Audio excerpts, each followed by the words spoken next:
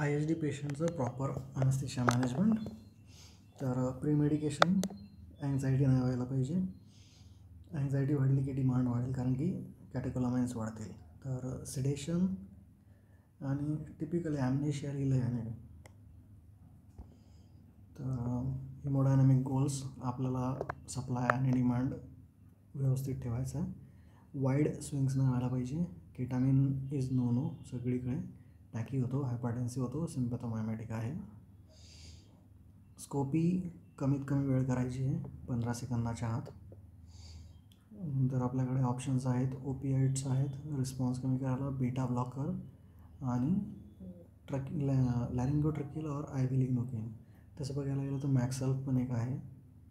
भरपूर आहे. डेक्झिम आहे, डेक्झिम बेस्ट म्हणतात. तर पुढे लिस्ट येईल हायपरटेन्शनच्या चॅप्टरमध्ये. तर त्यापैकी भरपूर ऑप्शन आपण घेऊ शकतो. तर जर चांगलं फंक्शन असेल तर इनहेल्ड आर ओके. जर LVF फंक्शन कमी आहे तर मग ओपिओइड बेस्ट टेक्निक करू शकतो. इंटरेस्टिंग आहे, याने इटोमेटेडचं नाव नाही काढलं आहे.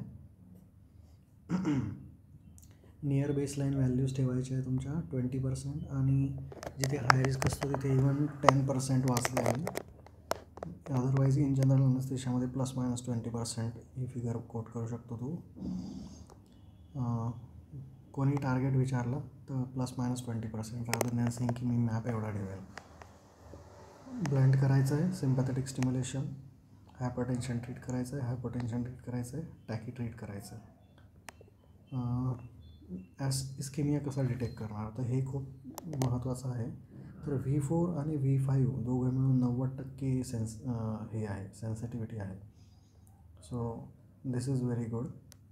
आणि 2 आणि 5ची 80%च आहे. मग हे दोघं कंबाईंड केलं तर कुठे मग 98पर्यंत जातं. So 98 is too much. Single lead लावायची तर V5. तर V5 सगळ्यात छान आहे, 75% आहे, मोस्ट सेन्सिटिव्ह सिंगल आहे. तर लीड 3 असतं भरपूरदा आपल्याकडे, 5 लीड पण अवेलेबल नसतात. तर त्या ठिकाणी तुम्ही काय करू शकता, जी लेफ्ट आर्मची लीड आहे ती V5वर घेऊन जा आणि 1 किंवा 2 सिलेक्ट करा. तर तुमचं काम होऊन जाईल. तर ती अप्रॉक्सिमेट करते V5ला.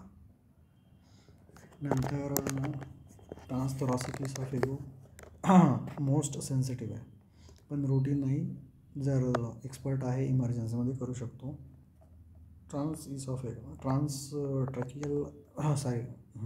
ट्रान्सथोरॅसिकला तुम्हाला तेवढी हे पाहिजे, जागा पाहिजे. तर इसॉफेगल इज डायरेक्टली त्याच्यावर आहे म्हणून. पल्मोनरी आर्टरी पण रूटीन रेकमेंडेशन नाही आहे. जिथे पण सिग्निफिकंटली अफेक्ट करतात हिमोडायनॅमिक तिथे करू शकतो. तर इनडायरेक्टली लेफ्ट व्हॉल्यूमचं कळतं आणि फ्लुइड थेरपी देण्याकरता तुम्हाला सगळे पॅरामीटर्स कळतात. रूटीन रेकमेंडेशन नाही आहे जिथे हिमोडायनॅमिक चेंज आहे तिथे. इथे म्हटलं आहे पल्मोनरी आर्टरी कॅथेटर रिकमेंडेशन्स जे आहेत त्याच्यात पण म्हटलं आहे पल्मोनरी आर्टरी कॅथेटर काही रेकमेंडेड नाही आहे for diagnosing post op MI. Cardiac सर्जरीमध्ये आपला प्रायमरी गोल आहे की इस्केमिक डिसीजमध्ये प्रायमरी गोल आहे इस्केमिया प्रिव्हेंट करणे. इस्केमियाने फ्युचरमध्ये जाऊन फ्युचर म्हणजे नेक्स्ट स्टेप MI होईल. तर सप्लाय डिमांड मेंटेन ठेवायचं आहे, त्याच्याकरता हिमोडायनॅमिक स्टेबल ठेवायची. तर युजली असं बघितलं आहे की नॉन ऑपरेटिव्ह पेशंटमध्ये टाईप 1 होतो, पेरी ऑपरेटिव्हली टाईप 2 होतो, म्हणजे सप्लाय डिमांड चेंज होतो.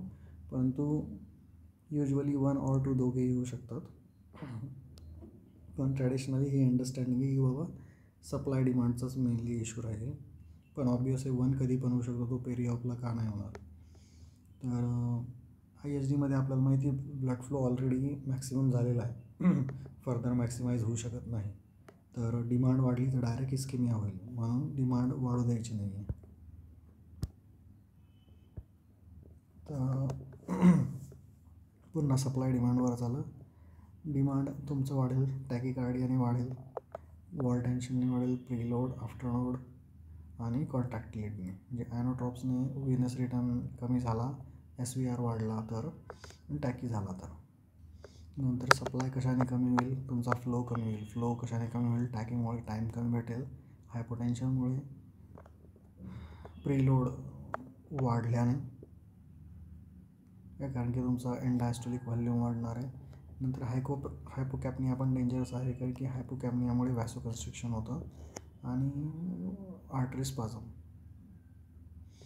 नंतर मग O2चं कंटेंट कमी होऊ शकेल, ॲनिमिया, हायपॉक्सिया आणि 2-3 DPG आणि टेम्परेचर, म्हणजे shift of the curve to the left साईडने. तर हा एरिया खूप छान आहे आणि हे टेन्शन नाही वाढलं पाहिजे. Pressure directly proportional to radius आणि inversely proportional to the thickness. आणि कॉन्ट्रॅक्टिलिटी ॲनोट्रॉप्समुळे O2 content, blood flow, time, patency, त्याच्यात स्टॅटिक आणि डायनॅमिक.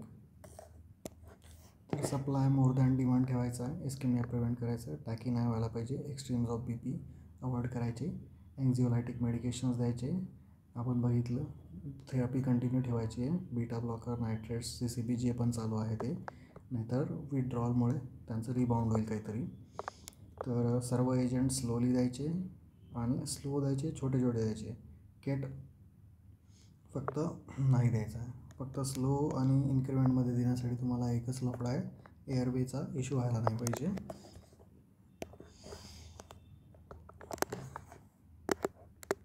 तर इंट्युबेशन 15 सेकंदाच्या आत करायचं आहे.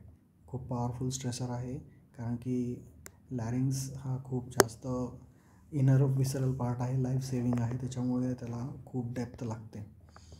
तर खूप लाईफला इसेन्शियल आहे. म्हणून तुम्ही काय काय करू शकता, सप्लिमेंटल डोस ऑफ फॅन्ट देऊ शकता आणि स्कोपीचा टाईम कमी करू शकता. नंतर रिस्पॉन्स कमी करायला तुमच्याकडे बाकीचे पण ऑप्शन्स आहेत. फॅन्ट असेल, NTG असेल, इस्मोलॉल असेल, डेक्झेम असेल, ते हायपरटेन्शनच्या चॅप्टरमध्ये डिटेलमध्ये बघू. व्होलाटाईल एजंट्स चांगले आहेत, minimal effects on cardiac output, contractility कमी करतात, त्याच्यामुळे लोड कमी होतो, कोरोनरी स्टील होतो म्हणतात, पण क्लिनिकली त्याचा काही इफेक्ट नाही. हॅलोथेन वॅगल स्टिम्युलेशन करतो, तर ते निगेटिव्ह आहे. पण ब्रॅडी करतो, ब्रॅडीचा फायदा होऊ शकतो की डायस्टोलिक फिलिंगचा टाईम वाढेल, परंतु तो नोडल रिदम पण करतो आणि ॲसिडॉसिस हायपॉक्सियामध्ये ॲरिथमोजेनिक आहे. हॅलोथेन तसाही वापरत नाही, जस्ट थिरॉटिकल इंटरेस्ट.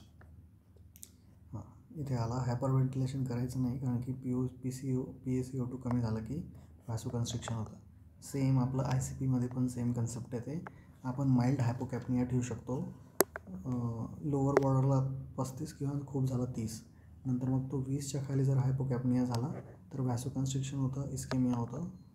तर जस्ट विदिन रेंजच गोष्टी ठेवायच्या. आपण आधी बघितलं रेट आणि BP ±20, हाय रिस्कमध्ये ±10 म्हणू शकतो. पेन रिलीफ ठेवायचं आणि डेप्थ चांगली पाहिजे, जेणेकरून मग सिम्पॅथोॲड्रिनल स्टिम्युलेशन कमी होईल. ओपिऑइड्स वापरा, NSAIDs वापरा. टेम्परेचर महत्त्वाचं आहे, टेम्परेचरमुळे तुमचं व्हॅसोकन्स्ट्रिक्शन होतं, आफ्टर लोड वाढतो. नंतर दुसरी गोष्ट शिवरिंग होतं, तर डिमांड वाढते. तर 200 to 400 टाइम्स तुमची डिमांड वाढते शिवरिंग झालं की. हिमॅटोक्रिट 30% ऑर मोर ठेवा म्हणतो. 30% ॲक्च्युली 10 होतं. आपल्याला माहिती आहे की CKD आणि कार्डियक पेशंटमध्ये तुमचं ट्रान्सफ्युजन ट्रिगर मोठं ठेवायचं आहे. तर इथे तो म्हणतो <10 असेल तर ट्रान्सफ्यूज करा, किंवा सिम्टमॅटिक असेल तर. इंट्रोऑपची गोष्ट चालली आहे, पण युजली आपण हायस्ट ठेवतो. पोस्ट ऑप अबो वेट मेंटेन ठेवा. टिवा किंवा व्होलाटाईल दोघेही चांगले, काही इश्यू नाही आहे. I think volatile better control आहे. NTG प्रोफायलॅक्टिक्ससाठी नका देऊ म्हणतो तो, मायोकार्डियल इस्केमिया प्रिव्हेंट करायला, म्हणजे पेरिऑप. आपण रिस्पॉन्स कमी करायला देऊ शकतो, पण हा पेरिऑप युजली चालू करतात CVTSमध्ये, जसं बघितलं आहे आपण. इंडक्शन किंवा मेंटेनन्स चालू आहे तर थोडंफार NTG पण चालू ठेवतात काही लोक, म्हणजे not for BP, just for vasodilation. आणि पोस्ट ऑप MRमध्ये पण जर ऑप्शनल आहे, जर इस्केमियाचं एव्हिडन्स नसेल तर हा पण, जसं की ऑक्सिजन आहे, ओपिऑइड आहे, पण NTG त्याने नाही म्हटलं आहे. जर सिम्टम्स असतील तरच पोस्ट ऑप MRसाठी. मग रिव्हर्सल तुमचं टिपिकल करायचं आहे, परंतु एक्स्ट्युबेशन प्रिव्हेंट करायचं. स्ट्रेसर आहे तो, टॅकी होतो. तर actually roc plus sugammadex is best, कारण की तुमचा रिस्पॉन्स येत नाही. या गोष्टी आज मेन्शन करायला पाहिजे होत्या आणि नाही केल्या. ऑक्सिजन सगळ्यात इझिएस्ट आणि मोस्ट इफेक्टिव्ह वे आहे सप्लाय वाढवण्यासाठी. परंतु स्टील तो म्हणतो की एकदा MI बसला की हायपरऑक्सिया नका करू. सॅच्युरेशन अबव 92 और 94 इज ओके. काही त्याच्याने जास्त उपयोग होत नाही. उलट मला वाटते हायपरऑक्सियाने डायलेट होतो आणि कोरोनरी स्टील होतो की काय, समथिंग डोक्यात असं काय क्लिक होतं. नंतर एपिड्युरलचं तो म्हणतो आहे की O2च्या रिक्वायरमेंट कमी होतात, तर स्टील फ्लो कमी नाही झाला पाहिजे. कारण की कोरोनरीज आर नॅरोड इन ॲथेरोस्क्लेरोसिस आणि प्रेशर डिपेंडंट असतात. तर O2 सप्लाय डिमांड कमी होते कारण की प्रीलोड कमी होतो, कारण की व्हीनस डायलेट होतात तर व्हीनस रिटर्न कमी होतो, आफ्टर लोड कमी होतो, SVR कमी होतो, कोॲग्युलेशनचे पण रिस्पॉन्सेस कमी होतात. तर regional is better than GA for DVT. तर त्याच्यात न्यूरो ह्युमरल रिस्पॉन्सेस आहे, डिटेलमध्ये कुठेच काही दिलेलं नाही आहे. बट फॉर DVT रिजनल म्हणजे specially neuraxial epidural spinal is better. थोरॅसिकमध्ये पण मग कोरोनरीचं व्हॅसोडायलेशन होतं आणि ॲनाल्जेसिया होतो, टॅकिकार्डिया प्रिव्हेंट होतो. परंतु तुमचं ऑप्टिमल फील आवश्यक आहे, हायपो नाही व्हायला पाहिजे पेशंट. तरी ही लाईन महत्त्वाची आहे की these effect should reduce peri of MI but not supported by evidence. Theoretically या सर्व गोष्टींमुळे तुमचं डिमांड कमी होतं आहे. एक गोष्ट लक्षात ठेवायची की फ्लुइड स्टेटस म्हणजे हायपो नाही होऊ द्यायचं त्याला, बट स्टील तो म्हणतो एव्हिडन्स नाही आहे. फ्लो कमी होऊ द्यायचा नाही आहे, हायपो नाही होऊ द्यायचं आहे, कारण की कोरोनरीज आर डिपेंडंट म्हणजे या इस्केमिक एरियामध्ये dependent on pressure. Local techniques are better. म्हणजे एपिड्युरल हा झाला ना, रिजनलमध्ये local is the best. GA should be avoided. Cardio तरी इथे म्हणतो येतो की तेच ना, ही जी लाईन आपण वाचली की एव्हिडन्स नाही आहे, तर इंट्राऑप असा काही बेनिफिट दिसला नाही आहे. प्री ऑफ पोस्ट ऑफ चांगला आहे. पोस्ट ऑफ MIचा इन्सिडन्स कमी करतो. प्री ऑफ पण त्यांना बघितलं हे फ्रॅक्चरमध्ये कमी करतो. इंट्राऑपच फक्त इश्यू आहे की त्यांना खूप एव्हिडन्स सापडलेला नाही. पण I think the technical reasons असावे. Peak post operative MI 72 hours after surgery होतो, म्हणजे 3 दिवस चान्स असतो, म्हणजे जिथे पेशंट स्टेबिलाइज व्हायचं बाकी आहे. आयदर टाईप 1 किंवा टाईप 2 आहे. जसं की हा इथे म्हणतो आहे की मोस्टली टाईप 2 असतात, असं काही नाही आहे. टाईप 1 टाईप 2 दोघे येऊ शकतात. तर रेटवर डिपेंड करतं, BP वर डिपेंड करतं. आणि पोस्ट ऑफ काय आहे, सगळे टिश्यू फॅक्टर रिलीज होतात सर्जरीमुळे, टिश्यू इंजुरीमुळे. तर प्रोकोॲग्युलंट इन्व्हायरमेंट असतं, स्ट्रेस रिस्पॉन्स, स्ट्रेस हार्मोन्स असतात. नंतर जे आपण फ्लुईड देतो इंट्रॉप, ॲनेस्थेशिया झाल्यामुळे डायलेट झाल्यामुळे फ्लुईड जास्त लागतं मेंटेन करायला BP, ते इंटरस्टिशियममध्ये नंतर मग पोस्ट ऑफमध्ये जे इंट्राव्हस्क्युलरचं इंटरस्टिशियममध्ये जातं. तर या 3 गोष्टींमुळे प्लाक रप्चर होऊ शकतो असं म्हणायचं आहे त्याला. तर त्याच्यामुळेच तो म्हणतो की 1 किंवा 2 दोघे असेल. कॉमनली 2 असतो, म्हणजे सप्लाय डिमांड चेंज झालेला असतो. तर प्रिव्हेन्शन इज ऑप्टिमाइज करा पेशंटला आधीपासूनच, फार्मॅकोथेरपी कंटिन्यू करा आणि पूर्ण पेरी ऑफ सप्लाय डिमांड व्यवस्थित ठेवा. 3 गोष्टी ऑप्टिमाइज, ड्रग आणि सप्लाय डिमांड. मग आता पोस्ट ऑफ केअरवर आला आहे तो. Post op continue ECG monitoring पाहिजे. तर हे पाकोची गोष्ट नाही चालू आहे, this is not related to PACU, this is in general. Beta blocker जे काही त्यांचे ड्रग आहेत कंटिन्यू करा immediately depending on BP. Temperature तुम्ही व्यवस्थित ठेवा, शिवर नाही झाला पाहिजे. Supplemental O2, saturation 94 around. Pen नसलं पाहिजे, फ्लुइड स्टेटस मेंटेन असलं पाहिजे. इथे बघितलं आपण फ्लो कमी नाही व्हायला पाहिजे. आणि DVTसाठी प्रोफायलॅक्सिस लिहिल्याने प्रोकोॲग्युलंट नेचर आहे, तर ते नाही व्हायला पाहिजे. तर डायग्नोज कसा करणार, तर सांगितलं peak is within first 72 hours. Most are NSTEMI. NSTEMI म्हणजे तिथे ट्रान्सम्युरल नाही आहे, तर फक्त सब एंडोकार्डियल वगैरे आहे. तर this is because of supply demand, so it is mostly silent. तर दोन्ही ह्याच्याने होऊ शकतो, supply demand and plaque rupture. But NSTEMI I will say की इट इज सप्लाय डिमांडचा इश्यू आहे मेजरली. तर सिम्पॅथॅटिक स्टिम्युलेशन कंट्रोल करायचं, रेट आणि BP, प्रोकोॲग्युलंट चेक करायचं आणि मोबिलायझेशन, यात हेच 3 फॅक्टर त्याने डबल दिले. या 3 गोष्टींमुळे होण्याचा चान्स असतो. मोर दॅन 80% आर असिम्टमॅटिक, म्हणजे सायलेंट आहेत. त्यांच्यामध्ये पेन नाही होत, कारण की पेन मास्क पण होऊन जातो, भरपूरदा ॲनाल्जेसिया दिलेला असतो. Mostly non Q wave type असतो, preceded by ST segment depression. तर तो म्हणतो की जस्ट थोडंफार एखाद दुसरं डिप्रेशन असेल तर नाही, मोर दॅन 20 to 30 मिनिट्स पाहिजे डिप्रेशन, और 1 to 2 hours cumulative total, not just थोडा एखाद इव्हेंट झाला तर. ST एलिव्हेशन नाही, ST डिप्रेशन. एनस्टेमाचा क्रायटेरिया तोच आहे. मोस्टली साईन सिम्टम नसतात, सायलेंट असतं, असिम्टमॅटिक असतं. मोस्टली थ्रॉम्बस किंवा रप्चर्ड प्लेक नसतो, सप्लाय डिमांडचा इश्यू असतो. आणि म्हणून कम्प्लिटली रिव्हर्स पण होतो जर तुम्ही व्यवस्थित ट्रीट केलं तर. आणि म्हणून रिव्हर्सल जर झालं तर ते तुम्हाला लगेच कळून येईल की स्ट्रेसमुळेच झालेला आहे तो, प्रायमरीली थ्रॉम्बॉसिसमुळे नाही आहे. ECGवर काही चेंजेस आले, तुम्ही ट्रीट केले, रिव्हर्स झाला, याचा अर्थ त्यामध्ये टिपिकली टाईप 2च आहे. रिव्हर्स झाला तर म्हणजे रिव्हर्स डायग्नोसिस केला आपण. तर डायग्नोसिससाठी 3 गोष्टी महत्त्वाच्या आहेत. आता बघा, ECG चेंजेसमध्ये तुमचं पॅथॉलॉजिकल क्यू वेव्ह दिसलं पाहिजे आणि बाकीच्या पण ST डिप्रेशन दिसलं पाहिजे. पेन असलं पाहिजे, परंतु पेन ॲनाल्जेसियामुळे मास्क होऊन जातं. नंतर मग तुमच्याकडे मग दुसरा एकच ऑप्शन राहतो, CKMB. या 3पैकी 2 गोष्टी पॉझिटिव्ह आल्या तर पेन मास्क झालं, ECGचं मॉनिटरिंगकडे लक्ष ठेवायचं आहे, ते 20 ते 30 मिनटं किंवा क्युम्युलेटिव्ह 1 to 2 hour व्हायला पाहिजे. आणि CKMB, तर CKMBचा इश्यू आहे की हे नॉन स्पेसिफिक आहे. बेस्ट आहे ट्रोपोनिन, सेन्सिटिव्ह आहेत, स्पेसिफिक आहेत, ॲब्सोल्युटली कार्डिॲक टिश्यूचे आहेत. तर T value more than 0.03 nanogram is diagnostic म्हणतो ऑफ इस्केमिया. ECGबद्दल तो म्हणतो की इव्हन नॉन सर्जिकल लोकांमध्ये पण ECG डायग्नोस्टिक नाही आहे, तर सर्जिकल लोकांमध्ये कसं काय तो डायग्नोस्टिक होणार आहे. पेन तर आपण बघितलं, मास्क होऊन जातं. नंतर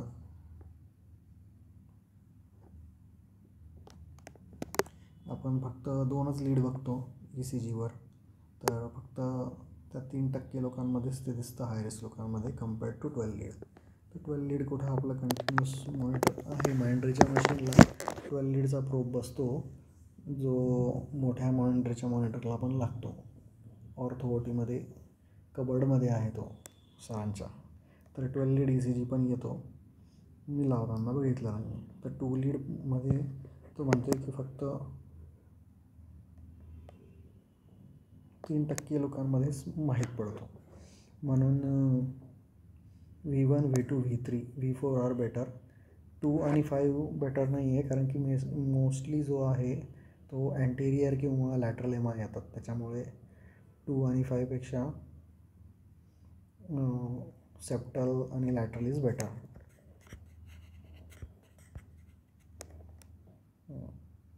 इथेही त्याने म्हटलं आहे V4 आणि V5 90% आहे. तर प्युअरली 2 लीड घेतल्या तर ते बेटर आहे. मग 3 घेतल्या तर 98% इस्केमिया चांगला डिटेक्ट होतो.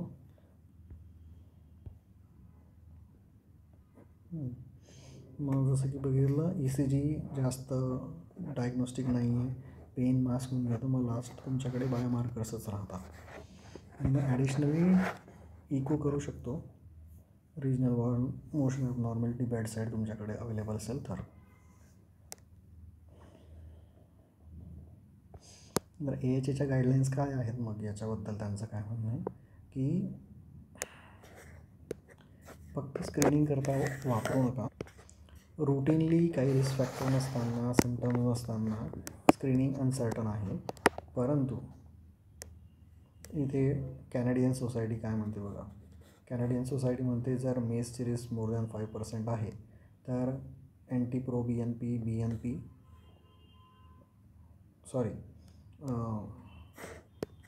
मोर दॅन 5% रिस्क आहे, तर ते कसं कळेल. या लोकांमध्ये तुम्ही डेली ट्रोपोनिन करू शकता. हा वाला म्हणतो की स्क्रीनिंग इज अनसर्टन. स्क्रीनिंग म्हणजे ज्यांच्यामध्ये साईन सिम्पटम्स नाही आहे त्यांच्यामध्ये अनसर्टन आहे, युजफुल नाही आहे. पण जर मेसची रिस्क आहे तर डेली ट्रोपोनिन करा म्हणतो कॅनडावाला, 2 ते 3 दिवस. ECG तर आपला आहे, ते नंतरचे बाकीचे रेकमेंडेशन येईल. ट्रोपोनिन जर साईन सिम्पटम आहे तर ट्रोपोनिन करावंच लागेल, दुसरं काही तुमच्याकडे डेफिनेटिव्ह डायग्नोसिस करायला काही नाही आहे. ECG तर बेसिक असं आहे, फक्त स्क्रीनिंगसाठी तो नाही म्हणतो आहे. कॅनडावाला काय म्हणतो की ज्यांच्यामध्ये पण प्रिऑप अँटी प्रो BNP वाढलं होतं, RCRI मोर दॅन 1 आहे, सिग्निफिकंट कार्डियक डिसीज आहे, एज फक्त एज जरी जास्त असेल तरी डेली तो म्हणतो ट्रोपोनिन करा. So this is something striking. ECG करायचंच आहे. Shared care is important. Surgeon आणि अदर कार्डिओलॉजिस्ट. PA कॅथेटर नका टाकू म्हणतोय तो. ते कॅथेटरचे स्वतःचे प्रॉब्लेम असतात म्हणून ते इन्व्हेजिव्ह होऊन जातात. आणि जर MI झाला तर पोस्ट ऑफ तुम्हाला ॲस्पिरिन कंटिन्यू ठेवायची आहे, स्टॅटिन चालू करायचे, कंटिन्यू करायचे, ॲस्पिरिन चालू करायचे आहे. क्लोपिडोग्रेलबद्दल मध्ये कार्डिओलॉजिस्ट डिसिजन घेईल. तर treatment of post operative MI. तर ब्लिडिंग आणि थ्रॉम्बॉसिस हे दोघांचाच प्रॉब्लेम आहे की यांच्यामध्ये खूप जास्त ब्लिडिंगचा रिस्क असतो, म्हणून थ्रोम्बोलायसिस आपण करू शकत नाही. आपलं पोस्ट ऑपमध्ये that is the main issue. Patient surgery करून आलेला आहे, त्याला आपण थ्रोम्बोलायटिक दिलं तर सर्जिकल साईड ब्लीड मारेल. तर म्हणून treatment is conservative, that is the only option left. आणि तसंही प्रॉब्लेम काय आहे की STMI नसतो, त्याच्यामुळे नॉन STMIला मेन ट्रीटमेंट तुम्हाला कन्झर्वेटिव्हच आहे. म्हणून एन्जिओग्राफी कुणामध्ये करायची ज्याच्यामध्ये STMI असेल, आणि NST जर अनस्टेबल असेल तर. NSTमध्ये सप्लाय डिमांडचं वाट लागलेली आहे, तर मग तिथे अनस्टेबल असेल तर करू शकतो. यांच्यामध्ये तर थ्रोम्बस रप्चरनेच झाला आहे, ST एलिव्हेशन ट्रान्समुरल, तर म्हणून तुम्ही एन्जिओ करा. यांच्यामध्ये जर अनस्टेबल आहे तर करा. मग अदरवाईज मग कन्झर्वेटिव्ह ट्रीटमेंट म्हणजे काय, पेन कंट्रोल करायचं आहे, बीटा ब्लॉकेड करायचं आहे, अँटीप्लेटलेट, अँटीकोॲग्युलंट. परंतु आपण बघितलं अँटीकोॲग्युलंटचा इश्यू आहे की ब्लिडिंगची रिस्क आहे. तर अँटीकोॲग्युलंट LMWH तो आहे, सबक्यूट देत आहे, तो लॉंगर हाफ लाईफ आहे. आणि UHF IV द्यावा लागतो आणि मॉनिटरिंग करावं लागतं. म्हणून जर रप्चर झालेला आहे, सस्पिशन आहे, तरच तुम्ही अनफ्रॅक्शनेटेड द्या. अदरवाईज लो रिस्कवाल्याचं काय, याचं तुम्ही ॲज अ प्रोफायलॅक्टिक देऊ शकता, मॉनिटरिंगची गरज नाही आहे. ठीक आहे. अँटीकोॲग्युलेशन झालं. नंतर अँटीप्लेटलेटमध्ये तेही आहे की सर्जनला विचारूनच द्यावे लागतील. परंतु जर तुम्हाला MI सस्पेक्टेड आहे तर ॲस्पिरिन तर तुम्ही देऊ शकता. 375 mg ओरली स्टॅट. आणि क्लोपिडोग्रेल तुम्हाला सर्जनला विचारावं लागेल, कारण की रिस्क ऑफ ब्लिडिंग वाढून जाते. तर तुम्ही स्टॅटमध्ये क्लोपिडोग्रेल देऊ शकता, आयसोसॉर्बाइड देऊ शकता. जसं जेच प्री ऑप तुम्ही एखाद्या कुठल्याही पेशंटमध्ये करणार आहे, 3 गोष्टी तुम्ही स्टॅट देता. Loading dose of aspirin, clopidogrel देतात, सबलिंग्वल आयसोनायट्रेट देतात, स्टेटिन देतो.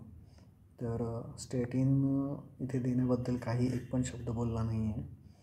ॲस्पिरिन देऊ शकता. क्लोपिडोग्रेल शुड बी कन्सल्टेड मला वाटते. ॲस्पिरिन पण विदाउट सर्जन विचारून तुम्ही नाही टाकू शकत. O2 आपण बघितलं सगळ्यात बेस्ट आणि इझिएस्ट आहे. सॅच्युरेशन अबव 90, नॉट 100% अचीव करायची गरज नाही, रिपरफ्युजन इंजुरी होते. तर 3 डिस्ट्रेस असेल, हायपॉक्सिमिया असेल, सॅच्युरेशन कमी असेल तर ऑक्सिजन देऊ शकता. पेनसाठी ओपिऑइड द्या. ओपिऑइडमुळे प्रीलोड पण कमी होतो, व्हॅझोडायलेट करतात ते, मॉर्फिनचं स्पेशली. ॲक्च्युली हा त्यांचा मेन इफेक्ट नाही आहे, परंतु सिम्पॅथेटिक स्टिम्युलेशन कमी झाल्यामुळे मग प्रीलोड कमी होतो आहे. नंतर ऑप्शनल आहे, जर सिम्प्टमॅटिक इस्किमिया आहे तर IV NTG देऊ शकतो. विदाऊट सिम्प्टम NTG देणं इज नॉट गुड. काही इफेक्ट त्यांना एव्हिडन्स काही दिसलेला नाही आहे, फायदा दिसलेला नाही. ॲस्पिरिन आपला बघून झाला. बीटा ब्लॉकर्स कंटिन्यू करायचे for all patients. Beta blocker are the best, मस्त आहे ते. फक्त ब्रॅडी रूल आउट करायचा, CCF रूल आउट करायचा, COPD रूल आउट करायचा आहे. कॅल्शियम चॅनल ब्लॉकरचा काही फायदा नाही चालू करून. आधी चालू असतील तर चालू ठेवा, अदरवाईज नाही. Statin for all patients. अरे हो, स्टॅटिनबद्दल कमेंट नाही केलं असं बोललो मी, sorry, mistake. Statin for all patients who develop PMI. तर झाले, तिन्ही गोष्टी कवर झाल्या आपल्या. अँटीजी जर इस्केमिया आहे तर आसोफॉलोवाइड जे सबलिंग्युअली देतो, ॲस्पिरिन कोपिड वगैरे विचारून द्यावं लागेल. स्टॅटिन तर तुम्ही देऊ शकता, फक्त पेशंट तुमचा NBM नसला पाहिजे आणि RT असली पाहिजे, सर्जनला विचारून. Okay, started. मग रेकमेंडेशन काय आहे यांची, कॅनडावाल्यांची. जर 5% जास्त आहे या गोष्टी आहेत तर डेली ट्रोपोनिन करायचं आहे, ECG करायचं आहे, शेअर्ड केअर करायचं आहे, PA टाकायचं नाही आहे. पोस्ट ऑफ मग तुम्हाला ॲस्पिरिन चालू करायचं आहे, स्टॅटिन चालू ठेवायचं आहे.